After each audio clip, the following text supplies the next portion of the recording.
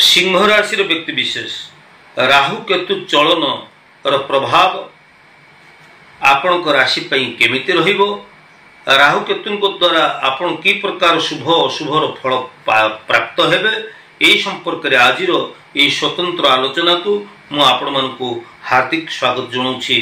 ज्योतिर्विद सुधीर प्रिय सिंह राशि व्यक्ति विशेष आपण माने जानती जे 29 मे 2025 रे राहु ग्रह राति 1:18 समय पूर्वाभाद्र नक्षत्र कुंभ राशि को चलिबे एवं केतु ग्रह उत्तरा फाल्गुनी नक्षत्र सिंह राशि को चलिबे।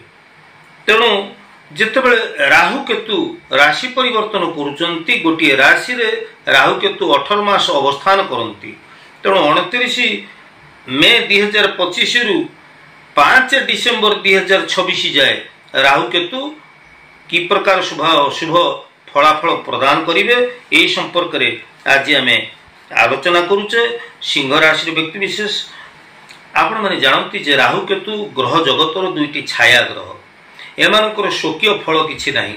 राहु शनिवत फल प्रदान करुथला बेले केतु मंगलवत फल प्रदान करती। तेबे जीवन रे अचानक परिवर्तन, अप्रत्याशित भाव रे लाभ, अप्रत्याशित भाव रे जीवन रे उन्नति एवं आध्यात्मिकतार विकास, ये सब गुड़िक राहु केतु आम भितर शुभ फल दे थांती। जदि राहु केतु आमर अशुभ स्थिति रे थांती, अशुभ फल प्रदान करथांती, ताहले जीवन रे नानाविध कष्ट, दुख, जातना, हताशा, निराशा ये सब मध्य आनी दे थांती। तेबे सिंह राशि व्यक्ति विशेष आपण मान मन में आग्रह बढ़ीगलानी जानिबा पई जे मो राशि पई राहु केतु चलन प्रभाव केमिति रही। आसंतु प्रथमे जानिबा राहु ग्रह विषय। दर्शक बंधु, ज्योतिष, वास्तु एवं धर्म विषयक मोर ये ऐतिहासिक चैनल जदि आपको भल लगु थाए ताले निश्चित भाव में मोर वीडियो को आप नुआ कर देखते सब्सक्राइब करेंगे, लाइक करेंगे और शेयर करेंगे। आसंतु जानिबा सिंह राशि आपणकर सप्तम भाव में राहु रहीकि से तांकर गोचरीय फल प्रदान करिवे। सप्तम भाव में राहु रहीकि से जो गोचर फल प्रदान करने को जाउछंती सेतबेले आपणक भितरे किछि नूतन कर्म करिवा पई नुआ उत्साह, नुआ आग्रह वृद्धि पाइबो। तेबे कौनसी क्षेत्र में आपण पुंजी निवेश करने पूर्व अनेक थर भावी चिंती पुंजी निवेश करंतु। शिक्षार्थी माने चंचल मना हेबे। तेबे हाँ आपणकर व्यापार वाणिज्य क्षेत्र में आपणकर किछि परिवर्तन लक्ष्य करा जाउची। सामाजिक लोक संपर्क आपणकर भल रहिबो, किंतु मन भितर हताशा, निराशा एवं आपणकर अर्थहानि, पारिवारिक दाम्पत्य जीवन में सहयोग समन्वयर अभाव हेतुक अशांति एवं प्रेम प्रसंग रे प्रतारणा एभली घटना गुड़िक राहु आपणक पई आनी दे पारंती।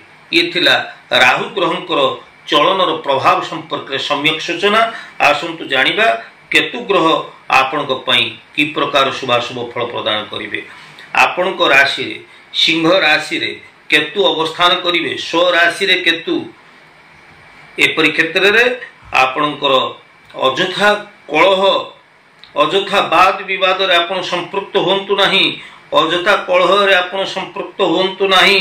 आकस्मिक धनहानि ही पारे, आकस्मिक भाव रे स्वास्थ्य हानि ही पारे, आपणकर बुद्धि भ्रष्ट ही पारे, मान हानि मध्य ही पारे। ये सब दिग प्रति आपण सचेतन रहंतु एवं ए राहु केतुंकर अशुभत्व निराकरण पाई आपण प्रत्येक शनिवार मंगलवार रे हनुमान मंदिर को जातु, लाल रंगर मीठा प्रसाद भोग लगातु।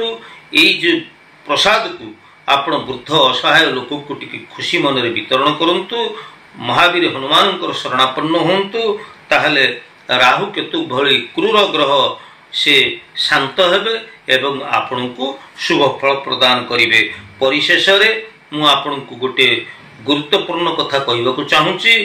महाभारत दान धर्म पर्व कह केवल ग्रह नक्षत्र न करुति शुभाशुभम सर्वमात्मा कृत कर्म ग्रहवाद लोकाइति। यार माने होउची जे केवल ग्रह नक्षत्र जे हमको शुभ अशुभ फल प्रदान करती ता नुहे बरं आमर कर्म को नेकरी ग्रह तांकर यथार्थ फल से प्रदान करिथांती। तेणु एही परिप्रेक्षी आमे जदि सत्कर्म करिबा, ईश्वर ठारे विश्वास रखिबा, सदाचार रहिबा, निष्ठापर कर्म एवं उद्यम आमको जेते ग्रह अशुभ थिले मध्य आमको ग्रह आमर कौन असुविधा करेंगे नहीं एवं आमे आमर लक्ष्य स्थल रे निश्चित पहुंची परिबा एवं प्रत्येक क्षेत्र रे आमे विजयी मध्य हेई परिबा। तेबे आज उपस्थापन आपको केमती लगिला आपणकर सुचिंतित मतामत अपेक्षा मु ज्योतिर्विद सुधीर। जय जगन्नाथ।